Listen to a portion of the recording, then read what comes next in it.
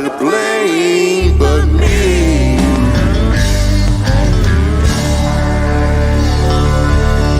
Give it up. Give it up for Abby from the Hillbilly Way. Thanks so much for coming out and singing for us. Man, isn't that a good song? Who likes a good Chris Stapleton tune? Yeah, I hear a lot of people like it. I have never heard that song before this week, but man, it's a good one. Hey, you might be wondering, why are we singing that song here at church? Man, that's kind of weird. Well, we just like to have fun at NorthBridge, and it ties into the current series we're in. It's called Paper Walls.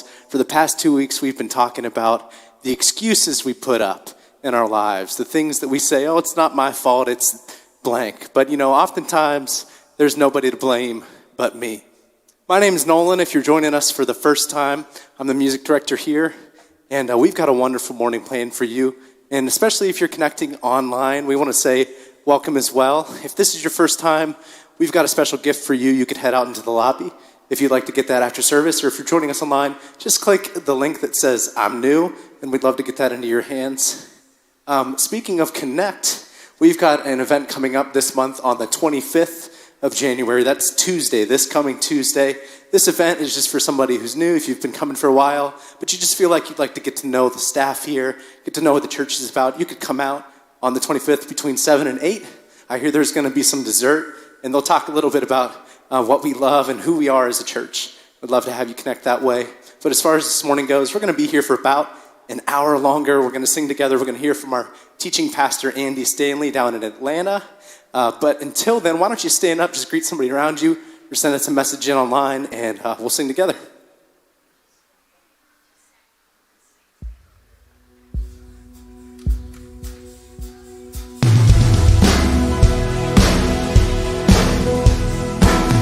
The song is about the love of God, that though we might be to blame, He loves us regardless. His love is deep, it's wide.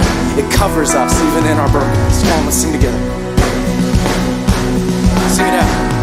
His love is deep, His love is wide, and it covers us. His love is fierce, His love is strong, it is furious.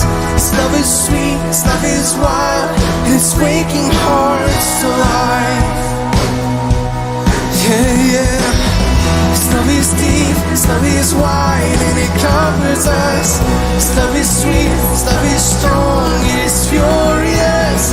His love is sweet, His love is wild, and it's waking hearts to life. Yeah.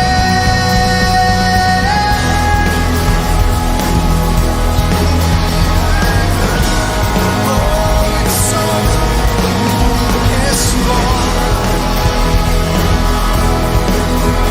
I'll sing these words, nothing can tear us from His love. Nothing can tear us from the grip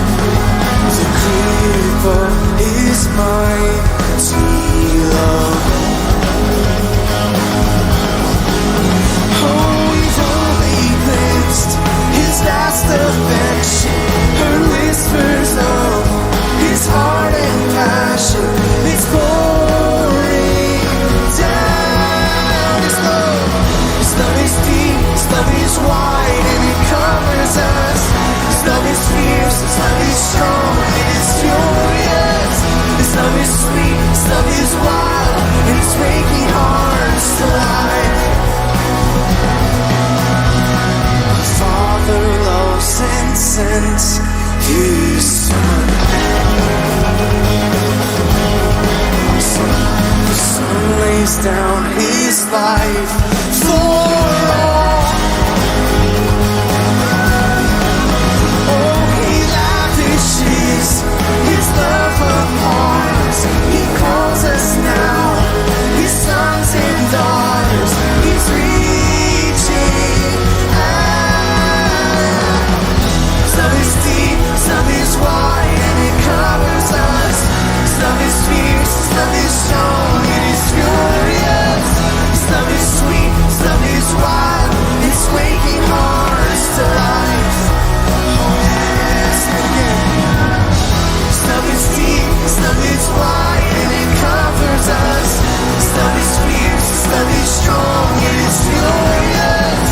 love is sweet, His love is wild, and it's waking hearts to life. Oh, He's waking hearts to life. He's waking us to life. His love. His love is deep, His love is wide, and it covers us. His love is fierce, His love is strong, it is furious. His love is sweet, His love is wild, and it's waking hearts to life. And we'll sing that together. His love, it's so deep for us. His love is deep, His love is wide, and it covers us. His love is fierce, His love is strong, it is furious. His love is sweet, His love is wild, and it's waking hearts to life. Amen.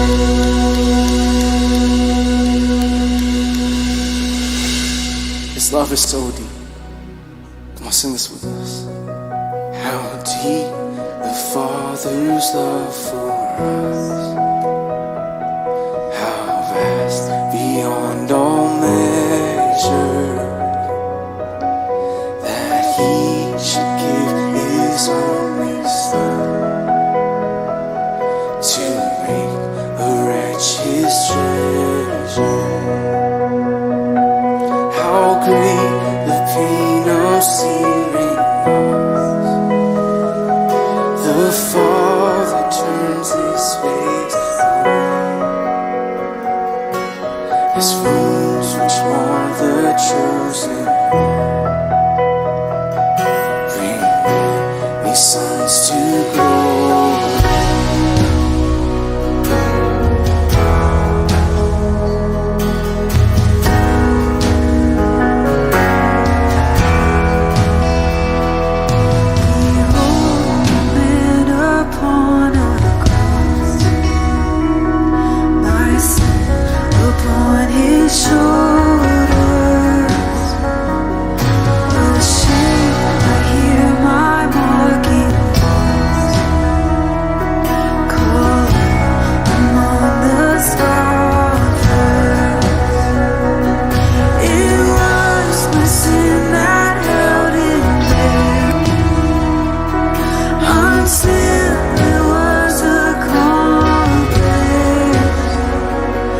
His time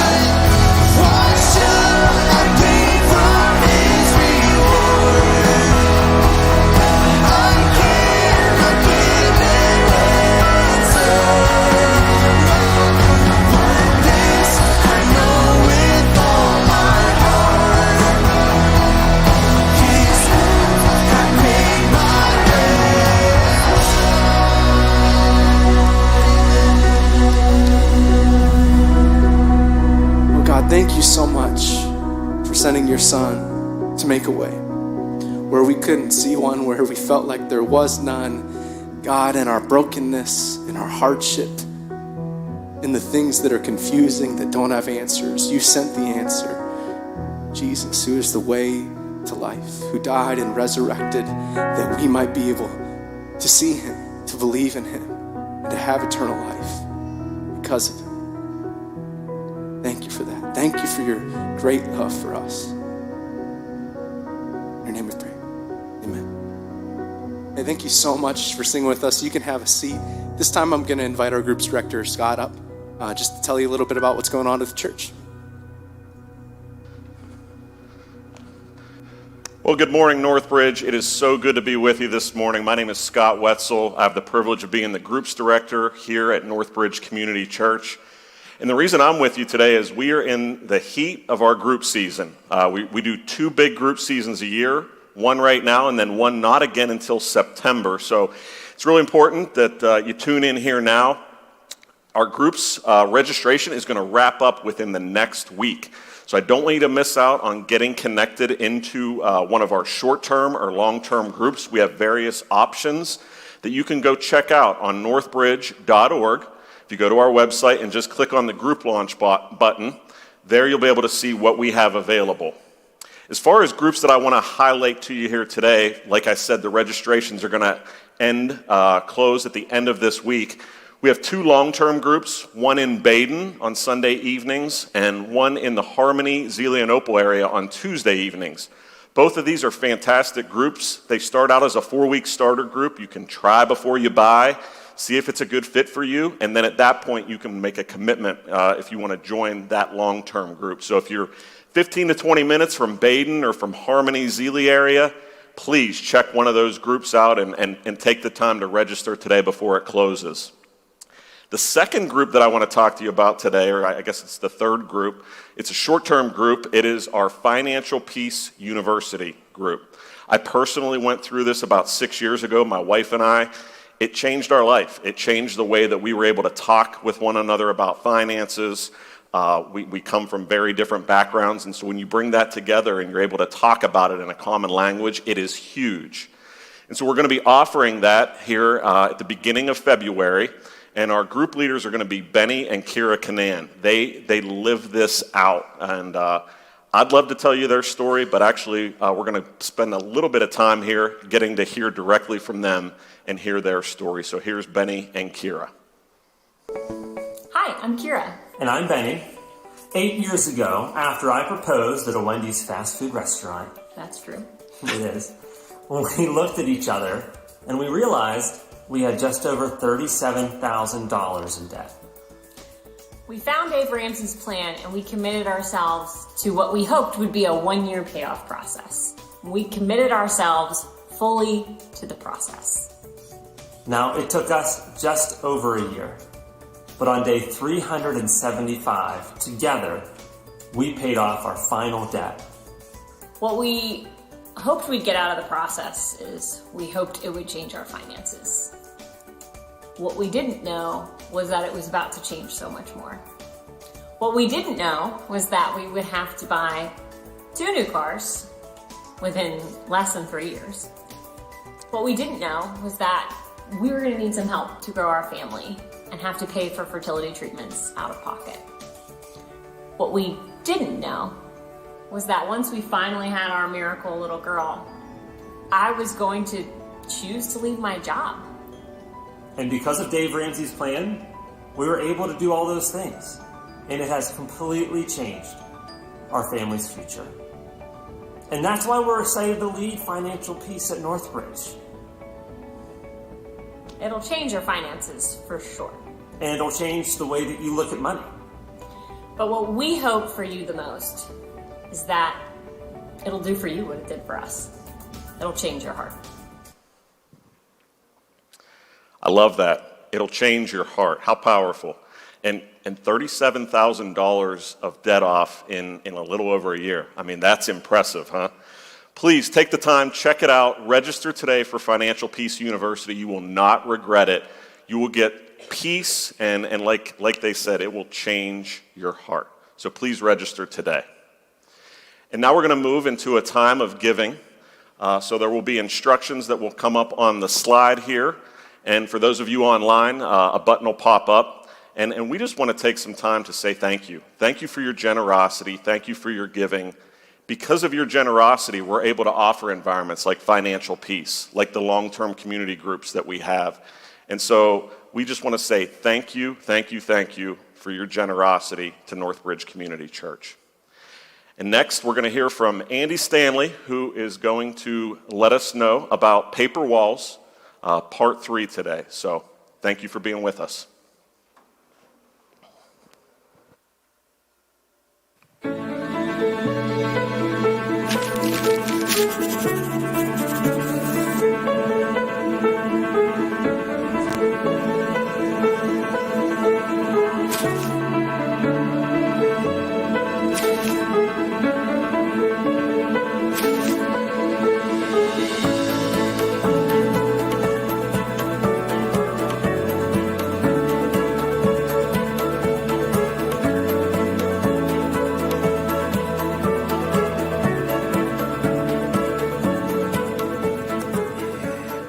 So I do want to welcome all of our Atlanta area churches and Athens Church, Southside Church, all the campuses down there, keep growing down there.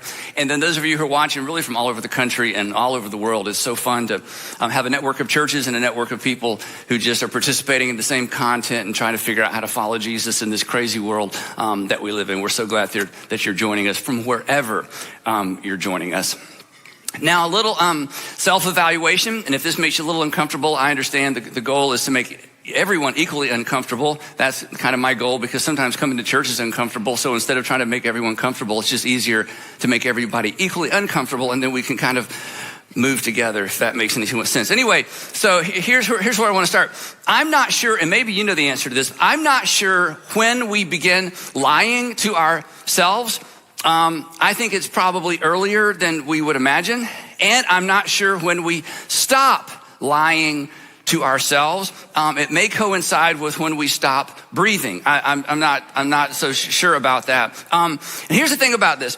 We all get pretty good at catching other people lying, right? But we're not so good at catching ourselves when we're lying. And I don't mean we don't catch ourselves when we're lying to other people. Generally, we know when we're lying to other people, but it's very difficult to catch ourselves when we are lying to ourselves. And while lying to other people is unexcusable, it's at least a little bit understandable, because every once in a while you feel like lying to someone else, there's some short-term gain. You know, you kind of protect your reputation. Long-term, it's a terrible idea, but in the moment, it kind of makes sense sometimes to lie. And I'm not advocating lying. That's another subject for another day. But when it comes to lying to ourselves, why in the world, this is crazy, why in the world would we deceive ourselves? It's enough to make me believe in total depravity, because it's totally ridiculous and it's totally confusing when we think about lying to ourselves. Because, and again, you may understand this better than I do. Who's lying to whom? I mean, how do you deceive yourself? I mean, how many selves are there in there? Okay. And if you're thinking, Andy, well, I don't ever lie to myself. You just did, but you don't know that you did, because you're so ridiculously good at it, because we're all so good at it. And the reason we are all so good at deceiving ourselves is that we don't call the lies we tell ourselves about ourselves lies. We call them something else. We dignify our lies. We call them reasons. We've talked about this. We call them reasons because that's reasonable, and we want to be reasonable. We don't want to be unreasonable, because we've met unreasonable people and we don't want to be like them. So here's how this works. You're late for work, okay? Or I'll just personalize it. I'm late for work. And why am I late for work? Well, it's the traffic. I mean, that's my presenting reason. That's what I tell myself. Now, I did get up a little late and I piddled around, and I went down the Twitter rabbit hole. Then I went down the Instagram rabbit hole. And next thing I knew, I was running late, but there was a lot of traffic. So I'm just going to stick with there was a lot of traffic. That's actually why I'm late to work. I tell myself, why am I trying to convince myself? There's just one me, but suddenly there's two me's, and we all do this. So your version, I'll kind of put this on you. The reason you got so mad, you tell yourself. The reason you don't eat more healthy, you tell yourself. The reason you don't exercise more, You tell yourself the reason you're leaving, the reason you're staying, the reason you have so much consumer debt, right? Or, the reason you too much. Well, I don't know, you just fill in your own blank, okay? Not out loud, and you can't suggest blanks for other people, okay? The reason that you do this too much, okay? The reason you do whatever it is you do too much, the reason that you tell yourself why you do whatever too much is not actually the reason. In fact, the actual reason that you blank too much may be a secret that you're keeping from yourself so that you don't have to face the uncomfortable truth about you.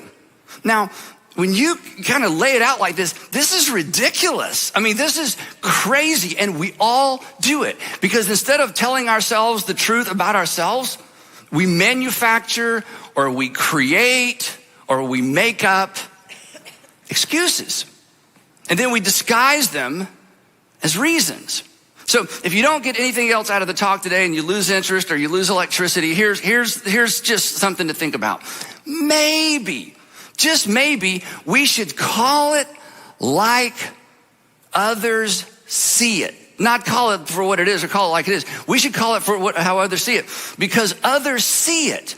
When you are making up reasons, when you're making excuses and you've convinced yourself, do not be deceived. Nobody else is convinced. And the reason you should know they're not convinced is because you're not convinced when you see them doing it. But we so deceive ourselves, we think we're getting by with it. We think nobody's onto us. I hate to ruin your day or your week. Pretty much everybody who knows you is onto it. So we should at least admit it to ourselves, because the other people see our reasons for what they are: excuses. So today we are in part 3 of our series, Paper Walls, moving beyond the excuses that hold you back. As we said throughout the series, and this is the third part of the series, if you missed last week because of the winter weather, make sure you go on my YouTube channel or our local church YouTube channel and catch up, because these are sequential. But as we've said throughout this series, there are things that we should carry forward from season to season. There are things that, good friends, good habits, but there are things that we should leave behind. And this is a series about the one thing we should all leave behind, which is namely our excuses. Because we've said excuses are like paper walls, that from a distance they look real. From a distance they look like actual obstacles. From a distance they look like they really are impenetrable. They look and they actually feel from a distance like they're actual reasons. And I can't move through this. I can't get beyond this. The reason. And then over time, our excuses in terms of our language and our relationships, our excuses become our becauses. And these are the becauses that we hang on to. These are the becauses we hide behind. These are the kind of go-to becauses to explain our behavior that we know needs some explanation, and we hide behind the same becauses over and over and over, and we use them to defend ourselves, Why don't you? Because. Why do you always? Because. Why do you always act that way? Because. Why do you shut down when he walks up? Why do you, because. Why do you just keep on doing this? Why don't you stop? Why don't you start? Why don't you go back and finish? Why don't you just talk to him? Why don't you just talk to her? Why don't you just forgive them? Because. But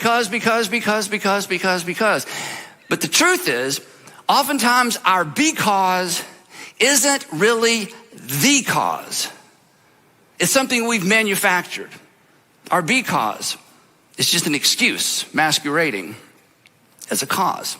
So, and this is, I know it's so odd because this is all internal. We all do this internally, and it holds us back. So in this series, here's what I'm asking you to consider. And again, you listen to a series like this. I mean, even as I'm preparing the series, I think of other people. It's just so difficult to stay in the mirror rather than looking out the window, at your kids or your grandkids or your friends or your neighbor or the homeowners association people or the other party. I mean, it's just so easy to see other people doing this. And that's the point. It's easy for other people to see you doing this. So instead of worrying about all of them for just a minute, here's the question we're asking. Is it possible? And this isn't a Christian thing or a religious thing. This is for everybody. We'll get to the Jesus part in a minute, but even if you're not a religious person, you should at least consider this. Is it possible that you're missing out because you've walled yourself in? Is it possible that there's something you're missing out on because you have walled yourself in. Is it possible that some of your becauses are actually just excuses? Is it possible that every time somebody suggests you move in this direction and you retreat behind your paper wall, that you're actually missing out on something on the other side that you actually secretly want but aren't sure you're worthy of, aren't sure you could ever accomplish it, aren't sure it's ever even worth the emotion? Is it possible that you have walled yourself in, which means you have walled yourself out of certain kinds of relationships, certain kind of freedom, and certain kinds of opportunities? Is it possible that some of your becauses, I'm not accusing you, is it possible some of your becauses are actually just excuses? It's excuses constructed because excuses are things we make up. That's why we use the phrase, you're just making excuses. You're just making stuff up. Perhaps you've made up excuses based on things people have said about you in the past, names they've called you, things that you've been labeled. Is it possible that you are inventing, and this is true of all of us, is it possible you've invented reasons to defend certain behaviors? Every time he or she says, why do you do that? Why do you respond that way? Why do you react that way? You immediately have a because. Nobody says, I don't know, and I don't even care. I'm just getting, no. We all go, is it possible your go-to becauses are actually paper walls that are holding you back, but you think, no, they're real. There's a real reason I can't control my temper. There's a real reason I can't control my responses. There's a real reason why I don't want to forgive him or forgive her. There's a real reason. Is it possible that you're living behind manufactured, lie-infested paper? Well, is it possible that you have created excuses for why you react, overreact, why you avoid certain people? Because here's the thing we should all fear.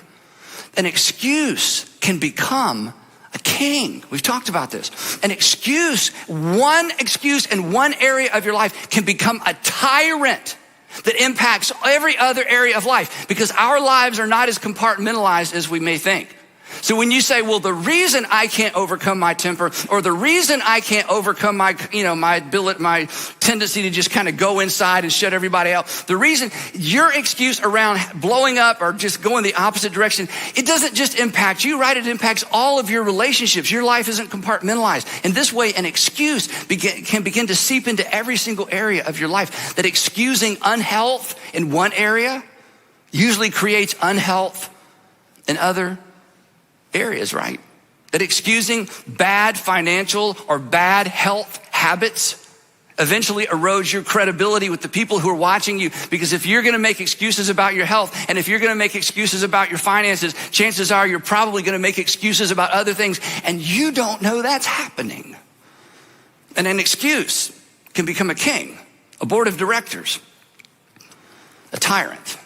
And that's why, as we said the last 2 times we've been together, this is why we're talking about it in church.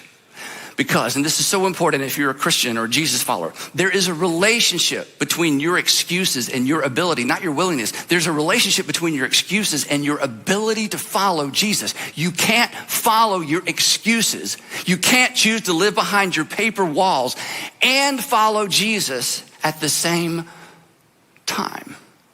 But here's the cool thing. When you follow Jesus through the Gospels, Matthew, Mark, Luke, or John, throughout the Gospels, follow Jesus through one of the Gospels with this framework in mind. He was constantly leading people out of darkness into light, out from behind their paper walls into a bigger life, out from behind the lies they've been told about themselves or believed about themselves, or the things they've reiterated so many times it just comes out anytime something comes up. He led people beyond those things to see the world in a different way, to see his Father in a different way, and to see themselves in a different way. But the problem is, and this is why I've just kind of doubled down on just, is it possible that lighting up an area of darkness in our life can be terrifying? It can be terrifying, it's threatening, it's embarrassing. It's embarrassing to say, the reason I say that is because I'm afraid. Okay, I said it. The reason I go there is because I'm insecure. Okay, I said it. The reason it's so terrifying, it's so embarrassing, but it's liberating. In fact, if you don't believe me, just ask your AA friends or your NA friends. They'll tell you. Lies, especially the ones we tell ourselves about ourselves, lies will always hold you back. They hold us back because they leave us in the dark. And here's how you know that to be true. Again, any of these things we talk about, you turn it around and look at it from a different perspective. It's like, oh, it's so true for everybody else. Could that possibly be true for me? The reason that you know, or that you can rest assured that lies actually hold you back, is because you know other people for whom this is true. You look at the way they're parenting and you want to say to them, can't you see what you're doing to your children? You look at their marriage and you want to walk up to them and say, can't you see what you're doing to your marriage? You look at somebody that's mishandling their money and you want to walk up to them and say, can't you see that if you continue to live like this and spend like this and leverage debt like this, can't you see what's going to happen? Can't you see what you're doing to your career? Can't you see what you're doing to your family? Can't you see what you're doing to your body? Can't you see what you're doing to your health? Can't you see? Can't you see? Can't you see? And they can't. It's like they're wandering around in the darkness and it's evident to everybody else but them. And when you have that opportunity because of the relationship, and when you take a risk, and when you sit them down and say, hey, this is none of my business, or hey, because I love you, I just got to tell you, if you keep doing A, it's not going to get you to where you want to be. Can't you see how this is impacting you and the people around you? And when you approach them, they go to their paper walls because. And you know what you're doing? You're looking beyond their paper walls going, wow. If you could just see this situation, if you could just see what you're doing to your family, to your marriage, to your life, to your health, if you could just see this the way that I see this, you would realize that your reasons, they're not reasons, they're just excuses. Can't you see it for what it actually is? And what's true of them, it's true of you. It's true of you, and it's true of me. Lies hold you back. Truth sets you free. You know, we sing songs or you hear Christians talk about I'm free, I'm free, I'm free. And you're like, what are you free from? This is what we're talking about being free from. And how amazing, this is so amazing that 2,000 years ago, Jesus makes this very point. He makes this very point 2,000 years ago, but he makes this point after making this grand statement that was just so confusing to the people in his initial immediate audience in the first century. He begins the conversation. This was so over the top. He says this, but it's so relevant to what we're talking about. He says, who would say this? I am the light of the world. Okay, wait, what? Wait, can you imagine? I mean, you're the light of the whole world. This is crazy talk. But what if that's true? What if Jesus really came to planet Earth to reflect what God is like so we would know who God likes and who God loves, to be the light of the world? What if Jesus, just imagine, what if Jesus actually came to lead those who would choose to follow him out of darkness into light? To lead them through the excuses that hold them back and cause them to disengage from other people and to miss out on everything God has for them. What if in fact that is what Jesus came for? What if in fact that's what he meant when he said, I am the light of the world and I am willing to light up your world? That's exactly what he claimed to do. And thus what he says next is so important, because what he says next is an invitation. It's an invitation regardless of what your religious background is, regardless of what you've done, regardless of what you believe. This is an invitation to everybody. And the reason I know it's an invitation to everybody is because throughout his gospels, he extended this invitation to all kinds of people. And he continues to extend it. Here's the invitation. Whoever follows me, I am the light of the world. Whoever follows me, there's a connection. I am the light of the world. I'm the light for the whole world. Oh, that's great. But if you want to get in on this, if you want to experience what I've come to light up in terms of a personal life, whoever follows me, and this is so important, this is why our vision, our mission for our church is to inspire people not to believe in Jesus, but to follow Jesus, because this was his invitation. And just to, put it in no uncertain terms, Jesus does not need any more admirers. Everyone admires Jesus. Most people believe that Jesus lived. Many people believe in Jesus, however they define that. But Jesus' invitation into light isn't believe that or believe in or even admire me. It's to follow me. He says, anyone who follows me, and based on the fact that he's the light of the world, then what he says next, of course, we could almost guess what comes next. If Jesus is the light of the world, and if we choose to follow, this is so powerful. I'm the light of the world. Whoever follows me, not admires me, whoever follows me will never walk in darkness, but will have with them the light or the lantern of life. He says, here's the thing. I just want you to follow me. I just want you to say yes to me. And when you say yes to me, I'm going to lead you nose to nose with the things that have been holding you back, causing you to miss out, giving you excuses, diminishing your life, making you small, making you unavailable. And I'm going to lead you through. Not because you believe, but because you have chosen to follow me. Now, when Jesus said this, his original audience was full of Pharisees, and they were always taking notes, trying to trap Jesus. And here's how they responded. The Pharisees challenged him, and they said this: here you are appearing as your own witness. Your testimony is not valid. Okay, you're a rabbi, but you are not the light of the world. You're crazy, the light of the world. And then later in that same conversation, Jesus says this. He says, he's speaking past the Pharisees and past the religious leaders to the people who are leaning in, hoping that maybe there's something to this. If you hold to my teaching, that is, if you will cling to, or literally, if you will remain in, if you will organize your life around, if you will commit to stay with, if you will embrace my teaching, then that means you really are my disciples, or you really are my followers. And if you'll do that, this is a condition. If you will hold to my teaching, if you will choose to follow me, if you'll choose to follow me even before you believe I'm who I claim to be, if you will just hold to my teaching, then here's the promise. Then, it's conditional.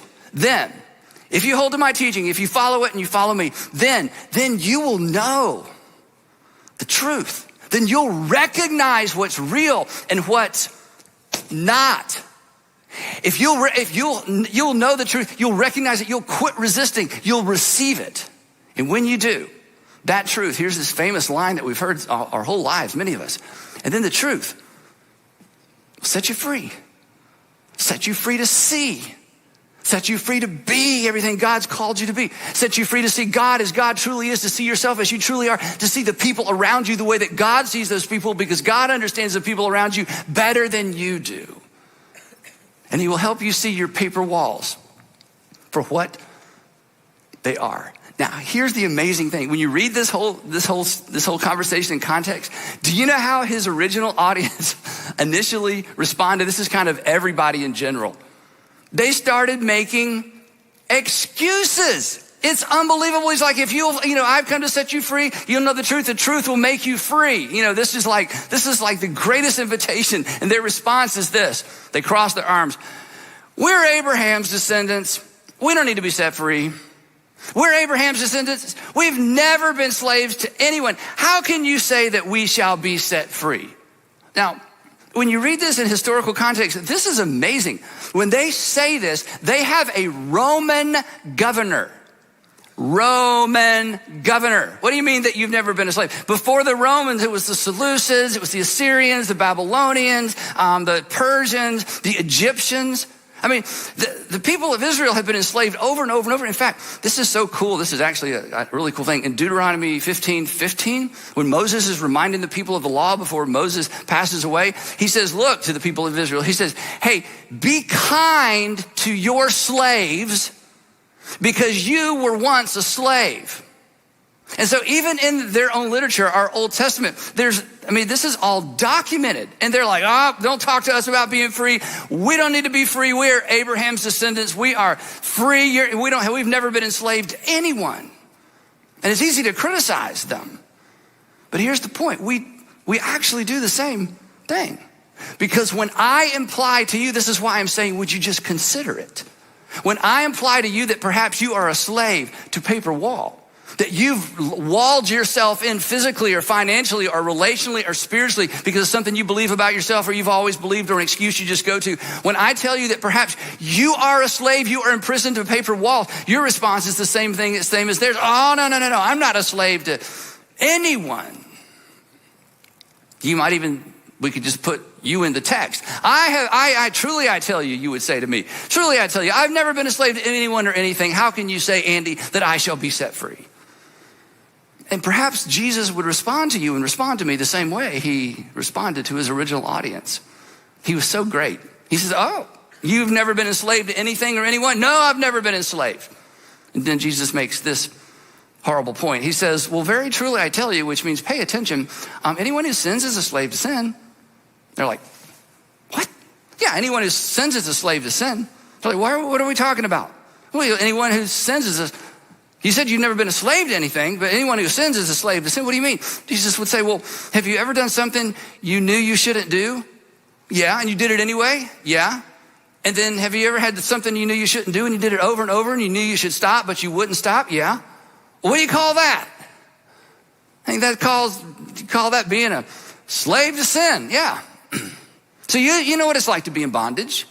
You know what it's like to do something you know you shouldn't do and then regret it later. I can't believe I did that. Who made you did that? I don't know. So Jesus is like, okay, so let's forget that. All of you, everyone understands what it means to be enslaved by something. And then he makes this amazing comment about his relationship to the Father. And then he concludes with this. He says, let's get back to the topic. You can know the truth. And the truth can make you free. Then he smiles, even at the Pharisees, I think, and to us. And he says, so, if the Son, talking about himself, if the Son of God sets you free, if you choose to follow the light of the world, and you invite the light of the world to light up your darkness, and your excuses and the lies you tell yourself and the lies you tell your family and the lies you tell the people around you, and you don't even realize you're lying, you just go there. It's just he says, if you'll allow him to light up the lies you believe, then if the Son sets you free, you'll be free indeed.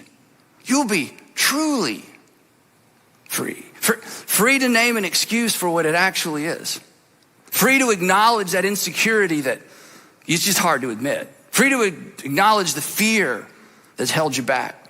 Free to acknowledge the rage. Free to acknowledge the anger. Free to acknowledge the bitterness you've been hanging on to for a long time. Free to acknowledge how uncomfortable it is to even talk about whatever it is that's so difficult to talk about. And the reason, again, this is so important to those of us who really want to be Jesus followers, because following Jesus is about living an outward life and an others first life. Our excuses. Jesus, one of the reasons Jesus wants to set us free is to set us free to engage with the people that we tend not to engage with, because our excuses often become an excuse from engaging, or give us an excuse to not engage with others. Our excuses actually excuse us from loving others. You've been given the same old excuse or reason for your temper or your withdrawal or whatever it is for years and years and years, and you have an excuse. You have a paper wall for why you can't respond the way you should respond, and it's diminishing the people that you love, and it's keeping you from loving them the way you want to love them. So Jesus is saying, look, I want you to reflect the love of the Father in every area of life. And for you to do that, you can't continue to make the same excuses. It makes you small. It makes you selfish. It causes you to disengage. And I want you to live a bigger, better life than that. Now, if you're not convinced, again, let's flip it around. Let me ask you this. Isn't it true that the person or the people who hurt you the most had good reasons for why they hurt you? Isn't it true the person that abandoned you? Isn't it true the person that lied to you, or the person that stole your idea, or the person that mistreated you? Isn't it true that if they were confronted, or when you confronted them and you said, why would you treat me that way? Why would you lie to me? Why? They didn't look at you and say, I don't know. Isn't it true they had paper walls? And they made up reasons for why they hurt you, and you're on the receiving end. I mean, you've been damaged, you've been hurt, you're set back financially, your reputation, whatever it might be, relationally, your heart is broken. I mean, it actually impacted you. And they have reasons for why they did what they did and said what they said, and you know they're not the real reasons. You know those are excuses. But look at how it's impacted you, because paper walls make us small. And paper walls make us self-centered, and paper walls ultimately cause us to disengage. And you can't love others the way God through Christ has loved you as long as you're living behind, and we're living behind excuses. Because ultimately, you can't follow Jesus and follow your excuses at the same time. You don't want to be like that.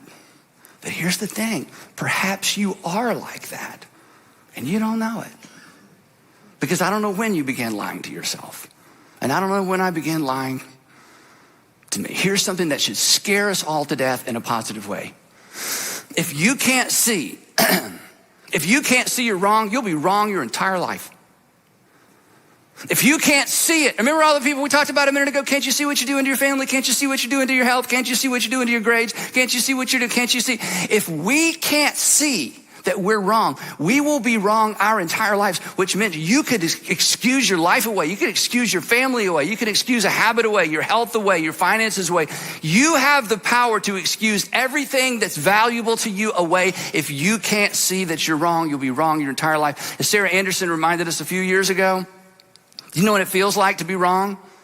It feels exactly like being right, because you don't know that you're wrong. You could excuse God away, but the good news is there is a better way. In fact, in the first century, they called it the way, because Jesus has invited you and invited me to follow him. Not just believe, not just admire, follow him out of darkness into light. Here's what he said again. I'm the light of the world. Whoever doesn't admire, doesn't believe in, doesn't believe that, whoever follows me will never walk in darkness, but will have the light of life. Do you know what this looks like? It looks like this. It means that you begin removing the speck from your eye before you focus on the log in your eye, I should say, instead of focusing on the speck in the other person's eye. Yeah, but, because, no, Jesus, no, we'll get to them later. I want you to quit using their behavior as your excuse. You've been living behind that wall your whole life. Look what they did to me. I know what they did, but look, let's talk about you. Otherwise, you're going to allow their behavior to wall you in, and you're going to use their behavior as your excuse for the rest of your life. And I want better for you than that. Do you know what it looks like to follow Jesus, the light of the world? It means that you forgive even though you have 25 reasons why they shouldn't be forgiven. Well, why don't you just forgive him? Because, and Jesus says, come here. All those becauses, they're just holding you back. They're poisoning your other relationships. Follow me through that. It means you'll engage. I'm so intimidated. I'm so afraid. I'm so uncomfortable around them. Jesus says, hey, come on, engage. You can't love them as long as you're hiding behind your insecurity and your fear. It's terrifying. It's liberating. He's the light of the world. He wants to light up your world, light up your relationships, light up the way you see the world and see your part and your place in it. It's possible, or I should say, is it possible, one more time, that you're missing out because you've walled yourself in? Is it possible that you've shut other people out because you've walled yourself in? Here's Jesus' invitation. This is so powerful. In fact, let me just say this, and sometimes I get in trouble when I say this because I'm taken out of, it comes across different than the way I mean it, but I'll just say it anyway. Even if you don't believe Jesus is the Son of God, I want to challenge you to follow him. Did you know everybody who chose to follow him in the first century, none of them believed he was the Son of God till after the resurrection. In fact, they followed him. Then when he was arrested, they unfollowed. Unfollow, not doing that. They did. Everybody followed, unfollowed. When Jesus was crucified, wasn't anybody following? You don't follow a crucified, day laborer. He says, I want you to follow, and in following, you'll discover light and life. If you follow my teaching, you have the potential to be set free. Here's the invitation. If you hold to my teaching, come on, if you're a Christian, are you holding to his teaching? Or are you just singing about it? Are you holding to his teaching, or you just believe in it? Are you actually holding to his teaching? Are you actually daily following Jesus? He says, if you hold to my teaching, then you really are my followers or my disciples. And then and only then will you know the truth or experience the truth. And that truth will set you free. Free to see perhaps what other people have been trying to get you to see for a long time. Free to be who God created you to be. Free to be, hey dads, come on. Free to be the dad. Remember when your son or daughter was born and you were going to be the dad that your dad wasn't? And now you're a lot like the dad that your dad was? And you're thinking, what's wrong with me? Well, I'll tell you what's wrong with you. Somewhere along the way, you're living behind paper walls and Jesus is saying, come on, your son, your daughter, they're worth it. I want you to follow me. Following Jesus will make your life better. Jesus, I want to make you better at life, and you won't get any better at life as long as you're turning excuses into becauses, into reasons. I want you to follow me, and then you'll know the truth, and then the truth will set you free. Now, if all this sounds just like preacher talk, well, of course you'd say that you're the preacher, then you should be encouraged to know that you're not alone. In fact, this is so strange. When Jesus finished this extraordinary teaching, here's the next thing that happened. They picked up stones to stone him. It's like, what? Yeah, you know why? This is comfortable. This is comfortable. So don't shine any light on me. This is comfortable. I've got all my reasons staked out around me. I don't need to change. I don't have to change. And anytime you ask me or question me, I got so many reasons. This is comfortable. So Jesus, you go light up somebody else's life. They picked up stones to stone him, but he slipped away only to return another day to give his life away because he's the light of the world. Is it possible? Is it possible that you're missing out? Is it possible you're missing out because you've walled yourself in? Is it possible that you're disguising excuses as reasons? And are you willing to admit what you suspect?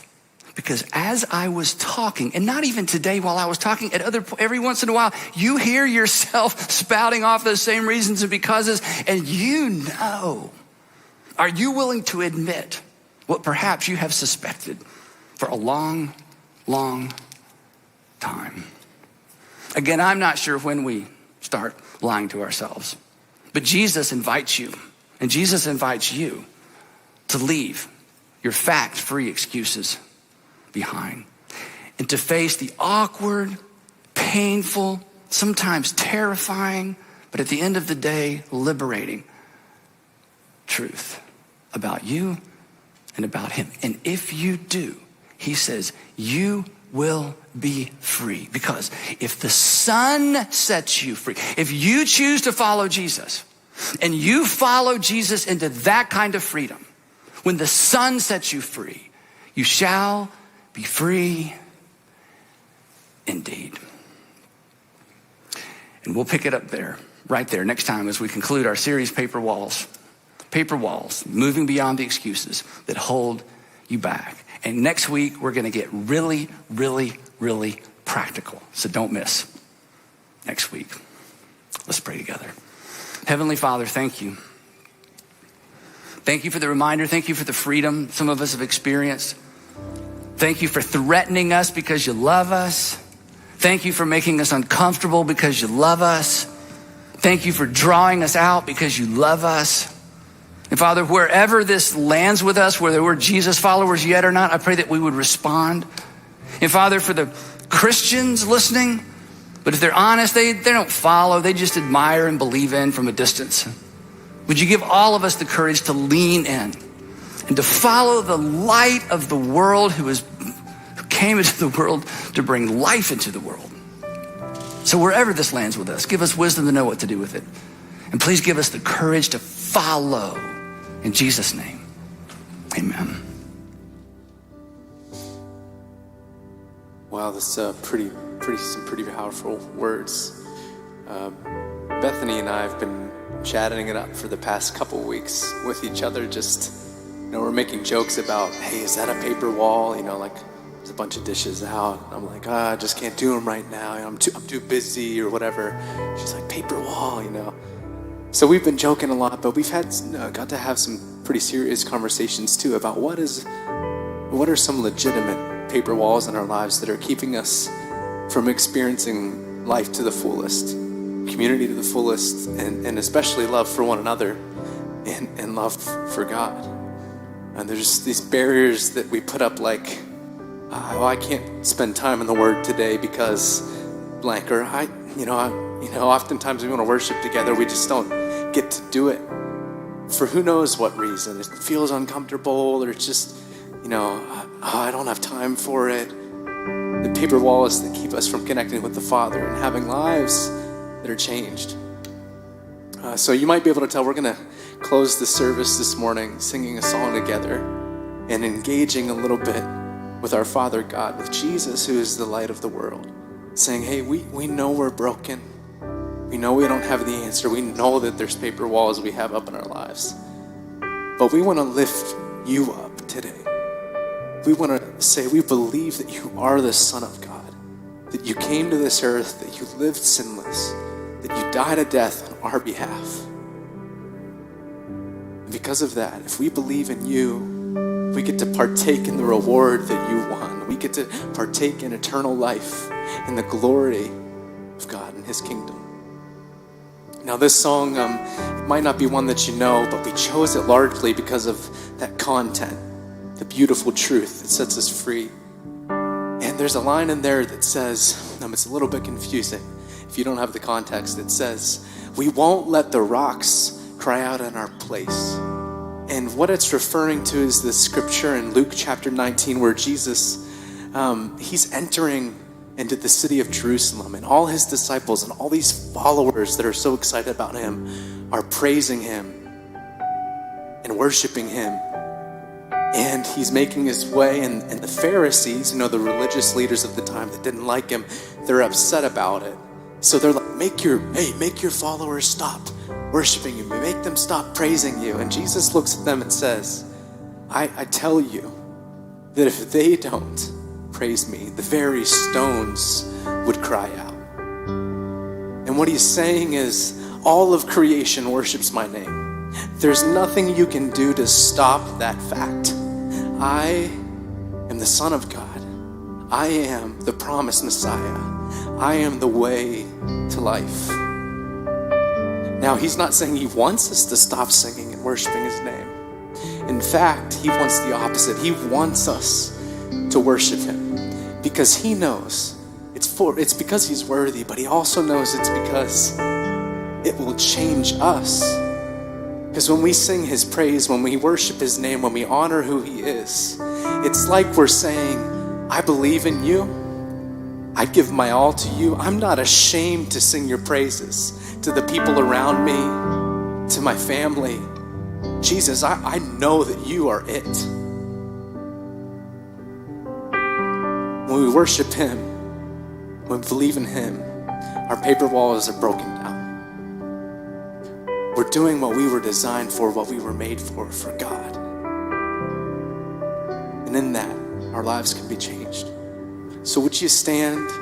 Let's sing this together. Let's worship him and let's seek after that today. And maybe it's not something you've ever done before, but I encourage you, if this is your first experience with Jesus, to just kind of meditate on it, to think about who he is, to think about maybe this man who claims to be the Son of God, maybe he's really the real deal.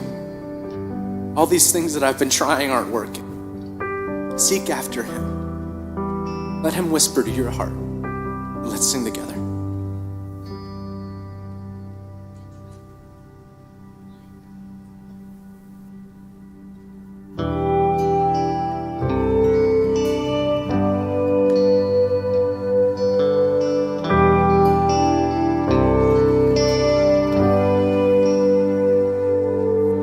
Come, let us sing to the Lord. Come, let us bow down before him. 'Cause his banner is love over us, and his mercy mercies are new every morning, and I'll sing, oh.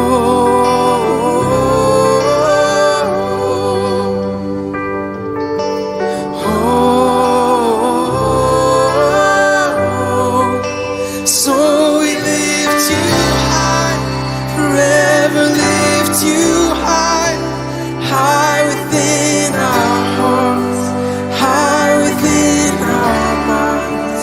Jesus, you are our rock, our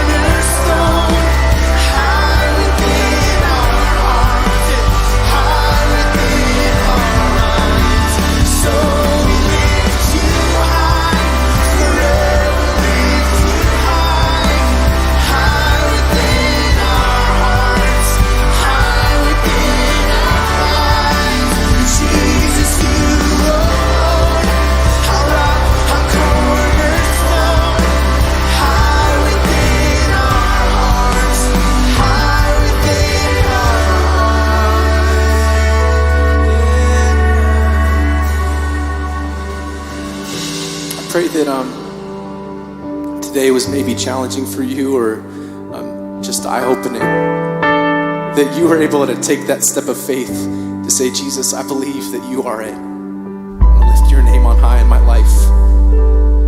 If you got to make that decision today, we'd love to hear from you. If there's a paper wall you're dealing with, find somebody to talk to. Love to talk it out. Until then, we'll see you next week for part 4. Go in peace.